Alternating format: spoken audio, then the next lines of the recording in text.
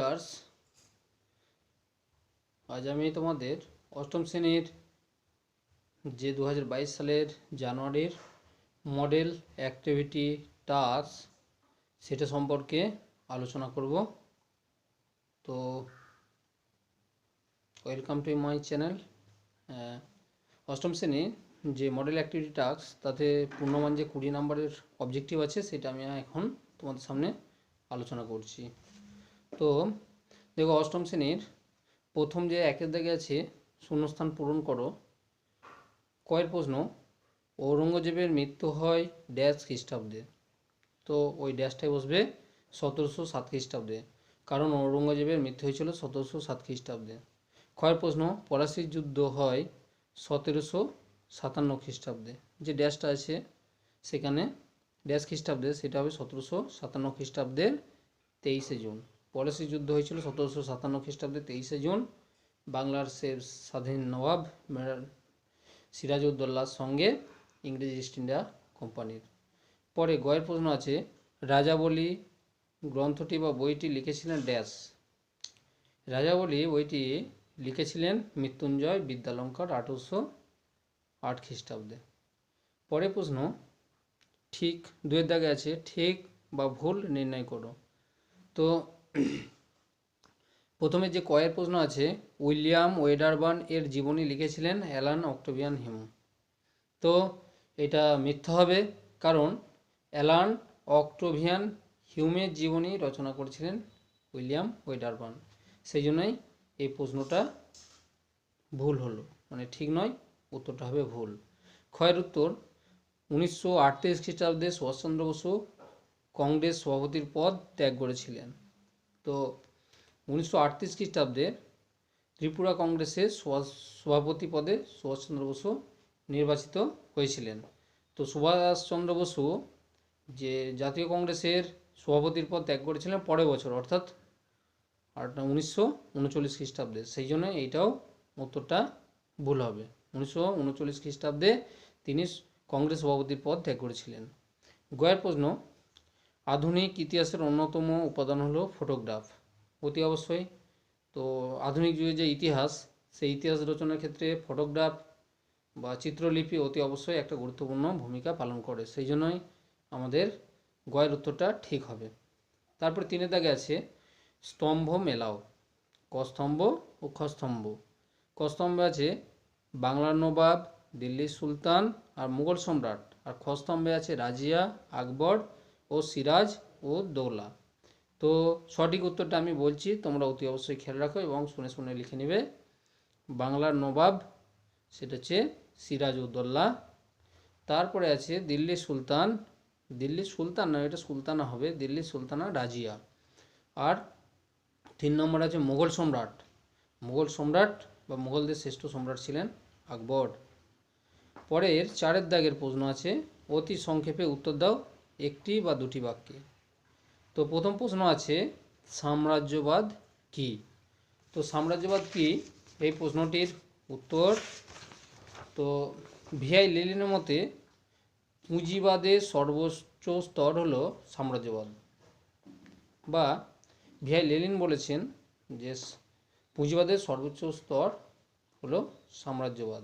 তো আমরা সাম্রাজ্যবাদের একটা সংজ্ঞা আলোচনা করছি। তো এইটাই সম্ভবত তোমরা লেখার চেষ্টা করবে।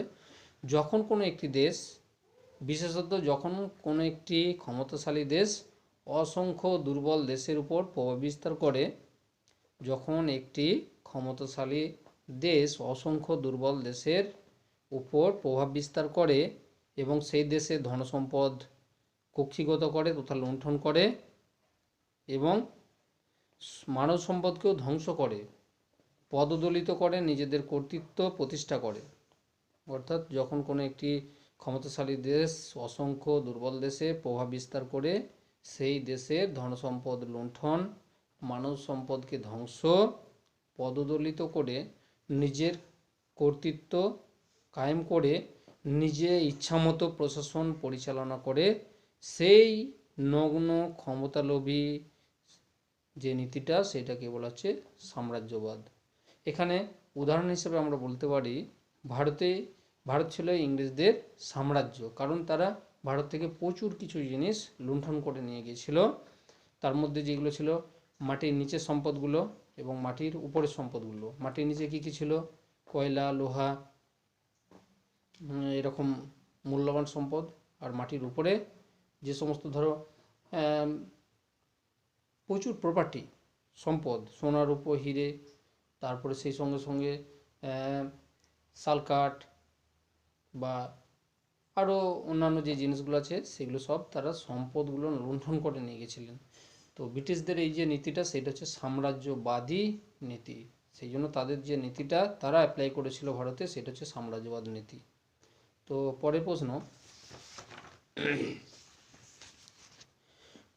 সাঁওতাল বিদ্রোহের দুজন নেতা নাম করো। একটু উল্লেখ করে দিই, সাঁওতাল বিদ্রোহ 1857 খ্রিস্টাব্দে 1855 খ্রিস্টাব্দে সাঁওতাল বিদ্রোহ ছিল। তো সাঁওতাল বিদ্রোহের দুজন নেতা ছিলেন সিধু এবং কানহু। পরে গয়ের প্রশ্ন, জেমস মিল ভারতের ইতিহাসকে কোন তিনটি ভাগে বিভক্ত করেছিলেন? তো জেমস মিল ভারতের ইতিহাসকে তিনটে ভাগে ভাগ করেছিলেন। যদি উল্লেখ্য হিস্ট্রি অফ ব্রিটিশ ইন্ডিয়া গ্রন্থে জেমস মিল তিনি আমাদের প্রাচীন ভারতের ইতিহাসকে সেটা হচ্ছে হিন্দু যুগ হিসেবে ব্যবহার করেছিলেন, মধ্যযুগের ভারতের ইতিহাসকে মুসলিম যুগ হিসেবে ব্যবহার করেছিলেন এবং আধুনিক যুগের ভারতকে ব্রিটিশ যুগ বলে উল্লেখ করেছিলেন। অর্থাৎ জেমস মিল ভারতের ইতিহাসকে তিনটে ভাগে ভাগ করেছেন, হিন্দু যুগ, মুসলিম যুগ এবং খ্রিস্টান যুগ। কেমন? তো 4 দাগের প্রশ্নগুলো হয়ে গেল। এরপরে প্রশ্ন 5 দাগে বলছে, হিস্ট্রি অফ ব্রিটিশ ইন্ডিয়া গ্রন্থটি কে কবে লিখেছিলেন? বইটির লেখার উদ্দেশ্য কী ছিল? হিস্ট্রি অফ ব্রিটিশ ইন্ডিয়া গ্রন্থটি জেমস মিল 1817 খ্রিস্টাব্দে রচনা করেছিলেন। কে রচনা করেছিলেন? জেমস মিল 1817 খ্রিস্টাব্দে রচনা করেছিলেন। তো পরের প্রশ্ন আছে, বইটি লেখার উদ্দেশ্য কী ছিল?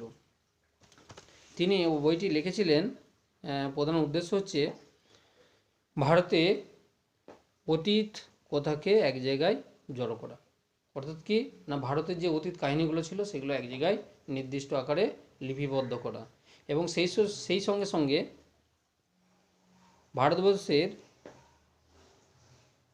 যে একটা সমাজ সভ্যতার রীতিনীতি, কৃষ্টি সভ্যতা রয়েছে সেগুলো সম্পর্কে তো মানুষকে জানানো। বিশেষত ভারতে শাসন করার জন্য ইংরেজ থেকে যে সমস্ত সৈন্যরা বা ভারতে ইংরেজদের হয়ে রাজত্ব করার জন্য যে সমস্ত বিদেশিরা আসতেন তথা ইংরেজরা আসতেন, তাদেরকে আমাদের ভারতের ও ভারত দেশের সম্পর্কে জানানো।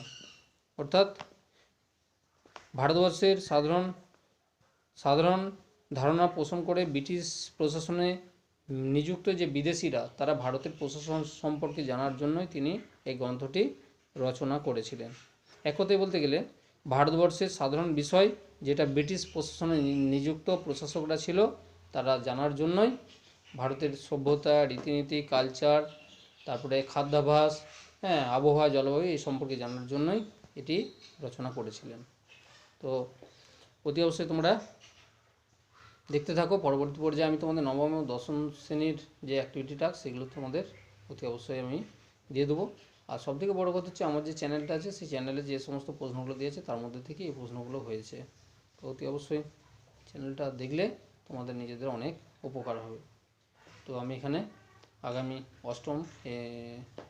এখন অষ্টম ছাড়লাম, নবম এবং দশম শ্রেণীর অতি অবশ্যই নিয়ে তোমাদের সামনে আমি হাজির হব। ওকে, সবাই ভালো থাকবে। অমিক্রমে বাড়ির বাইরে বেরোলে অতি অবশ্যই মাস্ক পরে তবেই বেরোবে।